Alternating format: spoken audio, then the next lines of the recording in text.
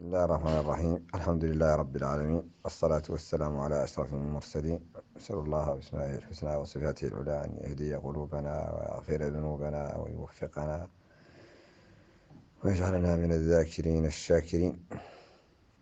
آيات مرت بنا تتناول موضوع التسبيح لله سبحانه وتعالى، وأن المخلوقات كلها تسبح لله وتعبده حسب لغاتها، وإن كنا لا نفهم ذلك. ألم ترى أن الله يسبح له من في السماوات ومن في الأرض والطير صافات كل قد علم صلاته وتسبيحه الله عليم بما يفعلون. سبحان الله، فسبحان الله حين تمسون وحين تصبحون، وله الحمد في السماوات والأرض وعشيا وحين تظهرون. هذا التسبيح لله الذي تقوم به المخلوقات. من في السماوات يسبحون لله. أطت السماء وحق لها أن تئط، ما فيها موضع 4 أصابع إلا وملك ساجد أو قائم. ومن في الأرض كذلك يسبحون لله، والطيور في طيرانها وفي الجو صافات بالتسبيح. وإن من شيء إلا يسبح بحمده ولكن لا تفقهون تسبيحهم. فالإنسان إذا أعرض عن التسبيح والذكر فهو نشاز في هذا الكون، مخالف لمنظومته كلها منظومته كلها التي تسبح لله وتذكره. يا جبال أوبي معه والطير. فالتسبيح لله مطلب شرعي وردت به أحاديث كثيرة ذكرت عظمته. سبحان الله وبحمده سبحان الله العظيم، كلمتان خفيفتان على اللسان ثقيلتان في الميزان حبيبتان إلى الرحمن. والتسبيح ورد من معقبات الصلاة 33: سبحان الله الحمد لله الله أكبر. وورد كذلك في أذكار النوم بنفس العدد، الله أكبر تزيد 34. وورد من أسباب إجابة الدعاء 10 من سبحان الله والحمد لله والله أكبر قبل بدء الدعاء. وكل هذا يدل على أن تسبيح الله وتقديسه وتعظيمه مما يجلب عطاءه ومنحه وقبول الدعاء وقبول الأعمال الصالحة. نسأل الله أن يجعلنا من المسبحين. والتسبيح كان من أسباب نجاة نبي الله يونس، ولما قال لا إله إلا أنت سبحانك إني كنت من الظالمين فاستجبنا له ونجيناه من الغم. في الآية الأخرى فلولا أنه كان من المسبحين للبث في بطنه إلى يوم يبعثون. فلنكثر من سبحان الله، نكثر من تسبيح الله وتقديسه وتعظيمه وتنزيهه، فهو أهل التسبيح والتقديس والتعظيم والتنزيه سبحانه وتعالى. نسأل الله أن يوفقنا لذكره وشكره. وآية أخرى من بين الآيات التي قرأنا تشير إلى خطر الصحبة الفاسدة، وأنها تجر لصاحبها نكال الدنيا والآخرة، كما حصل مع عقبة بن أبي معيط إذ قتل صبرا لما أسر في بدر. وسيكون جزاؤه في الآخرة كما تحدث عن القرآن: ويوم يعض الظالم على يديه. ولم يكتفي بشدة ندمه وحسرته بيد واحدة، بل جمع يديه أصبح يراوح بينهما عضا من شدة الندم، رمز للندم والحسرة.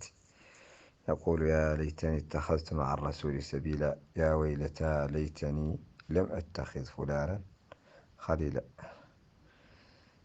ذلك الفلان هو أمية الذي دفعه إلى ذلك التصرف البذيء والإساءة على النبي صلى الله عليه وسلم.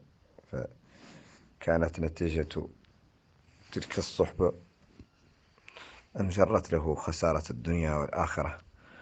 وهذا يحذر القرآن من أصحاب السوء: الأخلاء يومئذ بعضهم لبعض عدو إلا المتقين. فالصحبة الصالحة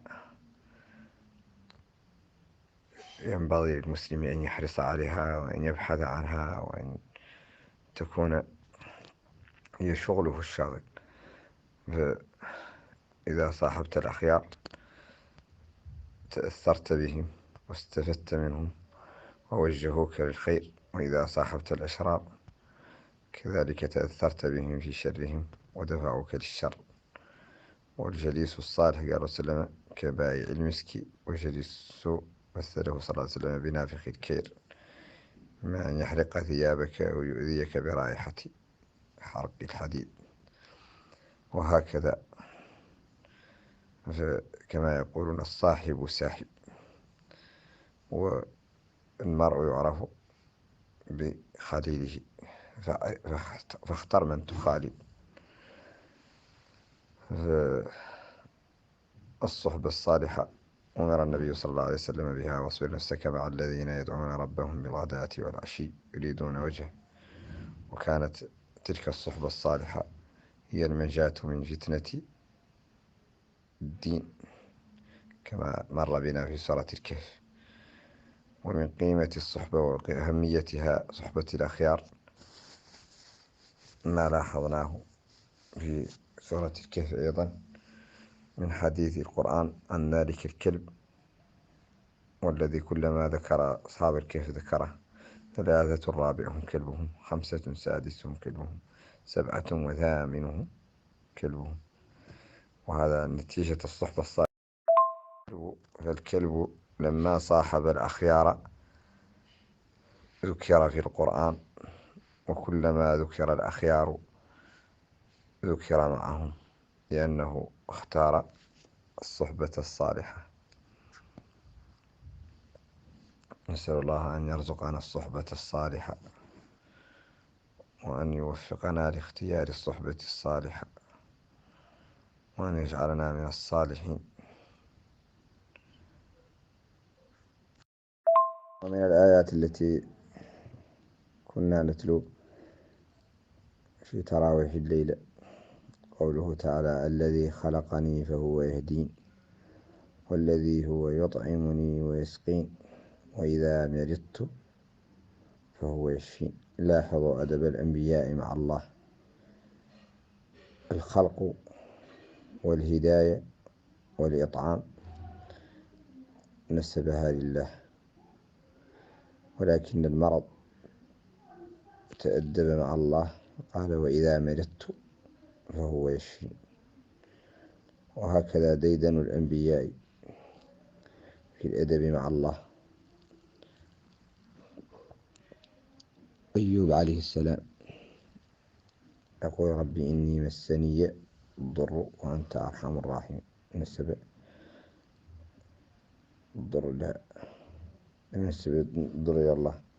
وفي آية أخرى: إني مسني الشيطان بنصب وعذاب، أضافه إلى المجهول أو إلى الشيطان تأدبا مع الله. وهكذا يكون الأدب مع الله. فينبغي لنا أن نراعي ذلك الأدب دائما مع الله في جميع أمورنا.